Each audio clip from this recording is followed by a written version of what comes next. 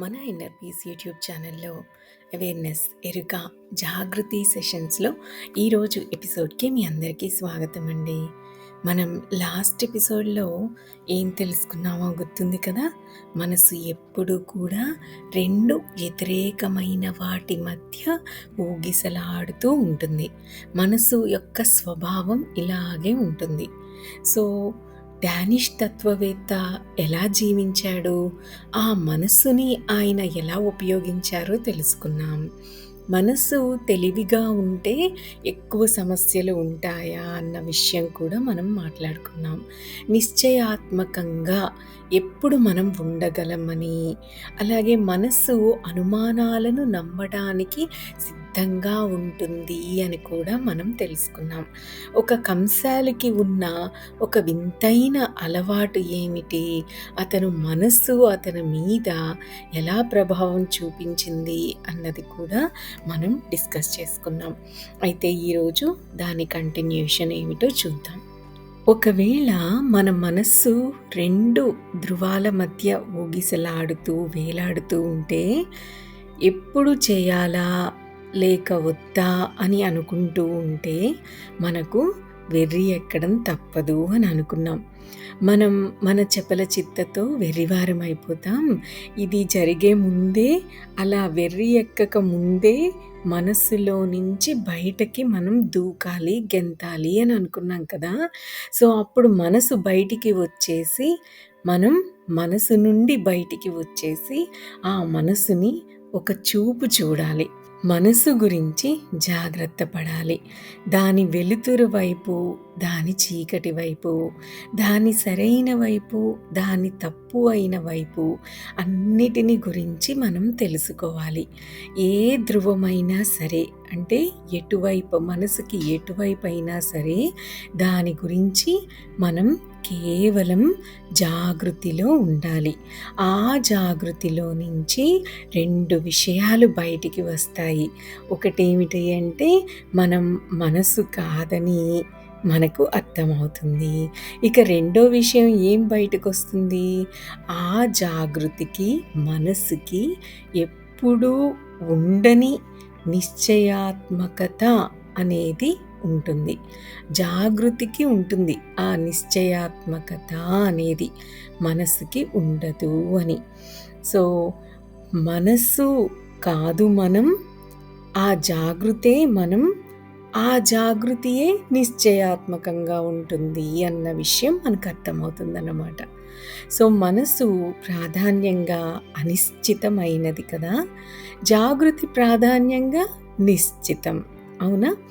కనుక జాగృతిలో నుంచి చేసే పని ఎలా ఉంటుంది, పూర్తిగా నిండుగా పశ్చాత్తాపపడకుండా ఉండేటట్లు ఉంటుంది. ఓషో ఎప్పుడు ఆయన జీవితంలో దేని గురించి ఇంకో విషయం మంచిదేమో అని ఆలోచించలేదు. ఆయన ఎప్పుడూ పశ్చాత్తాపడలేదు. ఆయన తప్పు చేశానేమోనని ఎప్పుడూ అనుకోలేదు. ఎందుకు అంటే ఆయన తన జాగృతిలో నుంచే పనులు చేస్తారు కాబట్టి. అదే ఆయన పూర్తి అంతరాత్మ. ఇప్పుడు ఏది జరుగుతుందో అదే జరుగుతుంది. లోకం దాన్ని తప్పు అనవచ్చు, లేదా సరిగ్గా ఉంది అని అనవచ్చు. అది వారి ఇష్టం. కానీ అది ఓషో సమస్య కాదు కదా. ఆయన అలా తన అంతరాత్మలో నుంచి, జాగృతిలో నుంచి జీవించారు. అందుకే జాగృతి మనల్ని ఊగిసలాటలో నుంచి బయటపడేస్తుంది అని ఆయన ఖచ్చితంగా చెప్పగలుగుతున్నారు. మనసు యొక్క రెండు ధృవాల మధ్య వేలాడటం కంటే మనం ఆ రెండిటిని దాటి అవతలకి చూడాలి. అప్పుడు మనం ఒకవేళ మనసులో ఉంటేనే ఆ ధృవాలుగా కనిపిస్తాయి అని మనకు తెలుస్తుంది. ఒకవేళ మనం మనసు బయట ఉంటే మనం ఆ ధృవాలను ఒక నాణం యొక్క రెండు వైపులే అని తెలుసుకుని ఆశ్చర్యపోతాం. అప్పుడు నిశ్చయించాల్సింది ఆలోచించాల్సిన ప్రశ్నే లేదు కదా! జాగృతితో మనకు స్పష్టత, సంపూర్ణత అన్నీ మనలో ఉన్న ఉనికియే నిర్ణయిస్తుందని వదిలేయడం, హాయిగా ఉండటం అనేది ఉంటుంది. ఏది తప్పు, ఏది సరైనది అని మనం ఆలోచించాల్సిన పని ఉండదు. ఎప్పుడు మనం వేరుగా ఎరుకతో జాగృతిలో ఉన్నప్పుడు, మనల్ని మనం గమనిస్తూ ఉన్నప్పుడు. ఉనికి దాని చేతిలోకి మన చెయ్యిని తీసుకుంటుంది మనం జాగృతిలో ఉన్నప్పుడు. మనం విశ్రామంగా కదులుతాం. అది ఒక్కటే దారి. ఇంకక్కడ వేరే దారులేమి ఉండవు. అదే సరైన దారి.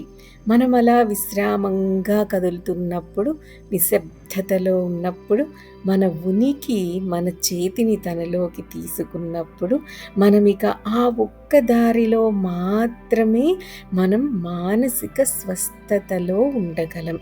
అలా కాకపోతే మనం ఎలా ఉంటాం? అయోమయంలో చిక్కుకుపోతాం. ఇప్పుడు సోరెన్ కియార్కెగార్డ్ ఒక గొప్ప మనస్సు కలవాడే, కానీ క్రైస్తవుడు కావడం మూలాన అతనికి జాగృతి యొక్క ఊహే లేదు అంటారు ఓషో. అతను ఆలోచించగలడు.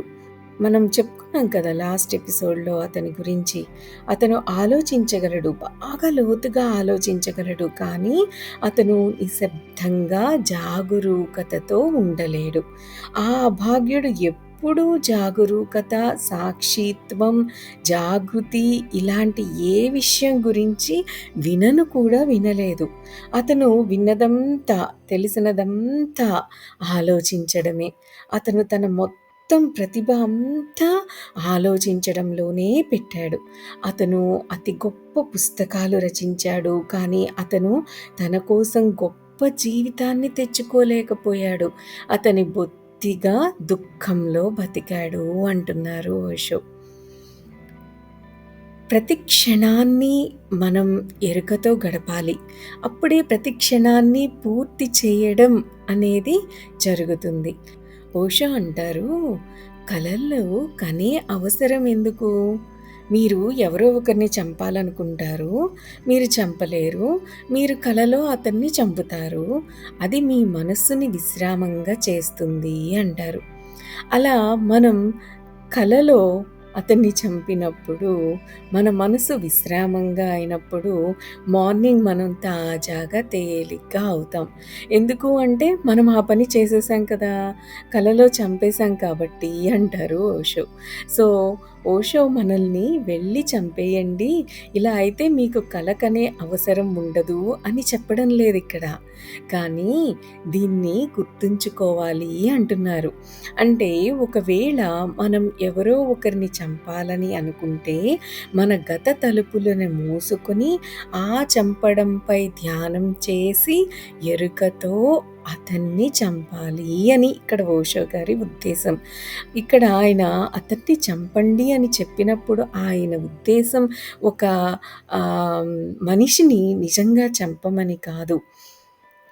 ఒక తలగడని చంపమని, దిండుతో చంపాలనుకున్న వాని బొమ్మను చేసి దాన్ని చంపండి అని.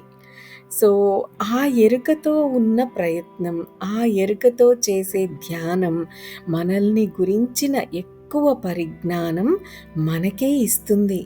మన ఆలోచన గురించే మనం మెడిటేషన్ చేసినప్పుడు, ఎరుకతో మనం దాని లోపలికి వెళ్ళినప్పుడు, మన లోపలికి మనం వెళ్ళినప్పుడు దాని యొక్క పరిజ్ఞానం మనకి పూర్తిగా అర్థమవుతుంది. ఇక్కడ మనం ఒక విషయాన్ని గుర్తుంచుకోవాలి. ప్రతి క్షణాన్ని పూర్తి చేయాలి. మనం ఇంకొక క్షణం రాదేమోనన్నట్లు ప్రతి క్షణం జీవించాలి. అప్పుడు మాత్రమే మనం దాన్ని పూర్తి చేయగలం. ఏ క్షణంలోనైనా మనకి మరణం రావచ్చు కదా! ఇదే ఆఖరి క్షణం కావచ్చు. ఒకవేళ ఓషో ఏదైనా చేయదలుచుకుంటే ఇప్పుడే, ఇక్కడే పూర్తిగా చేసి తీరాలి అని భావించేవారు. సో, ఓషో ఒక గ్రీక్ జనరల్ గురించి ఓ కథ విన్నారు. రాజుగారు జనరల్‌కి ఎందుకో వ్యతిరేకంగా ఉన్నాడు. రాజు దర్బారు కుట్ర పన్నింది. జనరల్ తన స్నేహితులతో పుట్టినరోజు పండగ చేసుకుంటున్నాడు.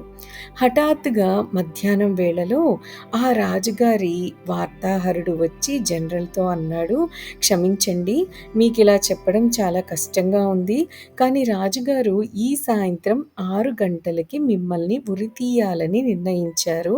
కనుక సాయంత్రం 6 గంటలకి సిద్ధంగా ఉండండి" అన్నారు. స్నేహితులు ఉన్నారు. త్రాగడం, తినడం, నృత్యం, సంగీతం, సంగీత వాయిద్యాలు మోగడం అన్నీ జరుగుతున్నాయి. అది అతని పుట్టినరోజు. ఈ వార్త మొత్తం వాతావరణాన్ని మార్చివేసింది. ప్రతి ఒక్కరూ విచారంగా అయ్యారు. కానీ జనరల్ అన్నాడు, "ఇప్పుడు విచారంగా ఉండకండి. ఎందుకంటే ఇది నా జీవితంలో చివరి భాగం. కనుక మనం చేస్తున్న నృత్యాన్ని పూర్తి చేద్దాం. మనం చేసే విందుని కూడా పూర్తి చేద్దాం. ఇప్పుడు నాకు ఎలాంటి అవకాశం లేదు. కనుక భవిష్యత్తులో మనం దీనిని పూర్తి చేయలేం. ఇలాంటి విచార వాతావరణంలో నాకు మీరు వీడ్కోలు పలకవద్దు. అలా అయితే నా మనసు ఇంకో జీవితం కోసం మళ్ళీ మళ్ళీ తపన పడుతుంది. ఆగిపోయిన సంగీతం, నిలిచిపోయిన సంబరం నా మనసుపై ఓ బరువు భారం అవుతుంది. కనుక దీన్ని పూర్తి చేద్దాం. ఇప్పుడు ఇది ఆపేసే సమయం కాదు" అంటాడు. అతని మూలాన వారందరూ నృత్యం చేశారు, కానీ అది కొంచెం కష్టతరం అయింది వాళ్ళకి. అతనొక్కడే ఎక్కువ తీవ్రంగా నృత్యం చేశాడు. అతనొక్కడే ఎక్కువ సంబరంగా ఉన్నాడు. కానీ ఆ మొత్తం గుంపు అంతా కేవలం అక్కడ లేదు. అతని భార్య ఏడుస్తోంది, కానీ అతను నాట్యం చేయడం సాగించాడు. అతను స్నేహితులతో మాట్లాడుతూనే ఉన్నాడు. అతను ఎంత సంతోషంగా ఉన్నాడంటే, వార్తాహరుడు వెనక్కి రాజు దగ్గరికి వెళ్ళి అన్నాడు, "ఇలాంటి వ్యక్తి అరుదు. అతను ఆ వార్త విన్నాడు, కానీ అతను విచారంగా అవ్వలేదు. అతను ఆ వార్తని చాలా వేరే విధంగా తీసుకున్నాడు. బొత్తిగా ఊహించశక్యం కానిది. అతను నవ్వుతున్నాడు, నాట్యం చేస్తున్నాడు, అతను సంబరంగా ఉన్నాడు. ఈ క్షణాలు అతని ఆఖరి క్షణాలు అని, ఇంకా ఇప్పుడు భవిష్యత్తు లేదు కాబట్టి అతను ఆ క్షణాలను వ్యర్థం చెయ్యలేడని, ఆ క్షణాలను అతను జీవించాలని అన్నాడు" అని చెప్తాడు రాజుకి. రాజుగారు తనకు తానే అక్కడ ఏం జరుగుతుందో చూడ్డానికి వెళ్ళాడు. ప్రతి ఒక్కరూ విషాదంగా ఏడుస్తూ ఉన్నారు. ఒక్క జనరల్ మాత్రమే నృత్యం చేస్తూ, తాగుతూ, పాడుతూ ఉన్నాడు.